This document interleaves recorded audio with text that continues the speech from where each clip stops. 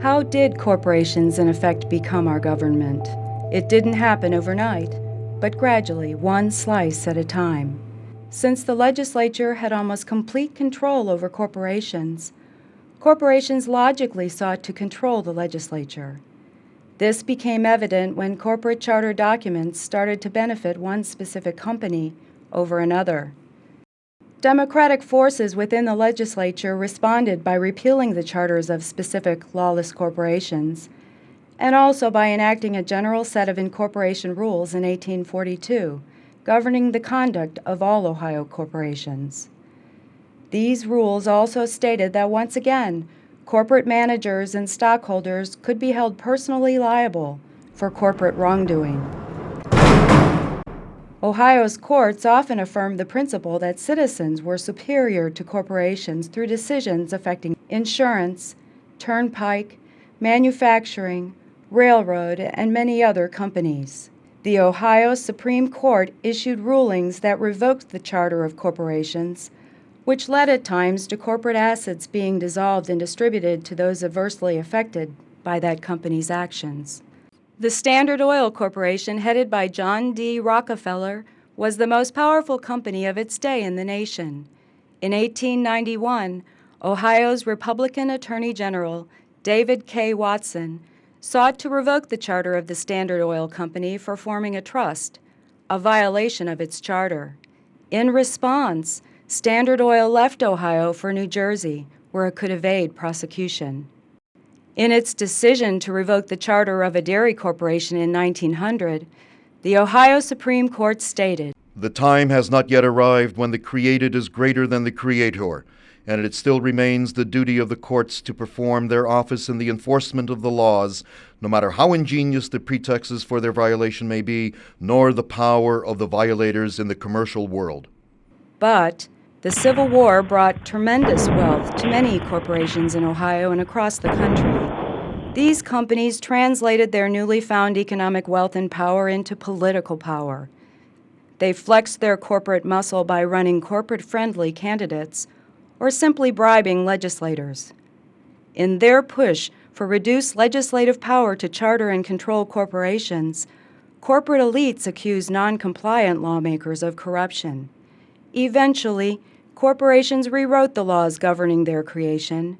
Their growing power enabled them to advocate laws with minimal reviews, perpetual lifespans, limited liabilities, and decreased citizen authority.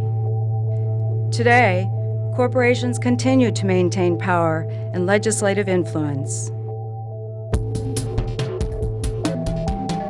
Free speech is something many U.S. citizens take for granted. Yet this right was undermined in 1996 by a veggie libel law. Passed by state lawmakers under corporate influence, this law made it illegal to publicly criticize perishable products produced in Ohio.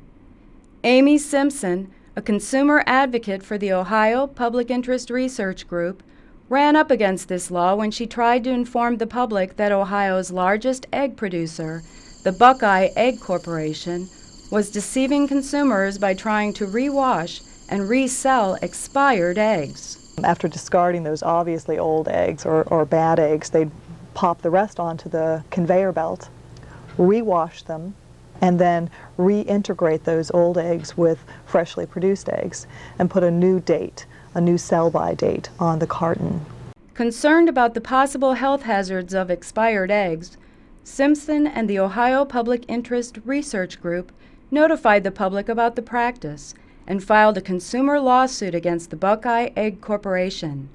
But instead of stopping the practice, this egg-producing giant turned around and sued Simpson under Ohio's veggie libel law.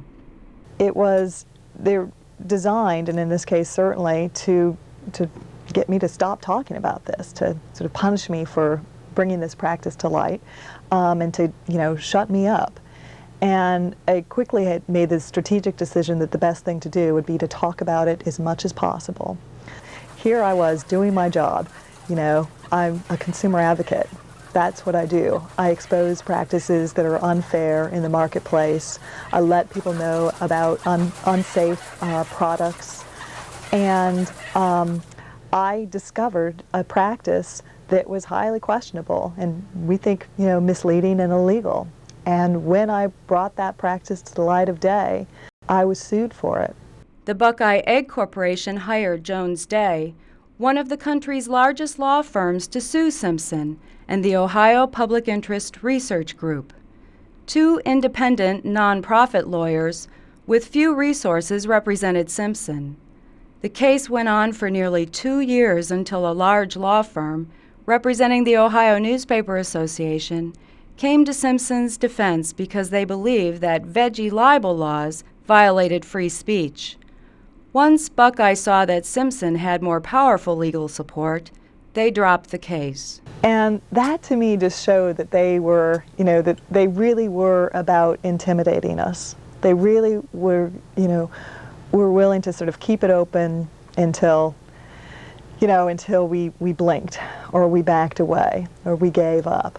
Though Buckeye eventually dropped the case against Simpson, Ohio's veggie libel law is still in place, and the impact of this law has been to discourage citizens from speaking out against corporate behavior. These laws really give, perishable products more rights than citizens. The corporate counterattack in Ohio and across the country dealt a significant blow to citizen aspirations for self-governance in 1886. The U.S. Supreme Court, with 3 Ohioans on the bench, including Chief Justice Morrison Waite from Toledo, ruled unanimously and without deliberation in Santa Clara versus the Southern Pacific Railroad Company that a corporation was a person under the U.S. Constitution. The Supreme Court ruled that for the purposes of the protections of the 14th Amendment, equal protection and due process, that corporations were to be considered the same as people. And this was the first time that a constitutional amendment, that a Supreme Court decision said that a constitutional amendment or a constitutional right actually applied to corporations. And for the first 50 years that it was on the books, it was used hundreds of times to strengthen and expand the rights of corporations, but only a dozen times for the purposes it was initially written, which was to protect and expand the rights of freed slaves, African Americans. Following the 1886 decision, states across the country, including Ohio, overturned hundreds of laws originally passed through the hard efforts of citizens and workers. Corporations were able to subvert the intention of citizens and legislators to control them. In addition to the 14th Amendment rights of due process and equal protection, corporations eventually won other personhood rights: freedom of speech, freedom from search and seizure, and others. These unfeeling corporate entities had unlimited resources at their disposal, unlimited lifespans, and were able to avoid incarceration.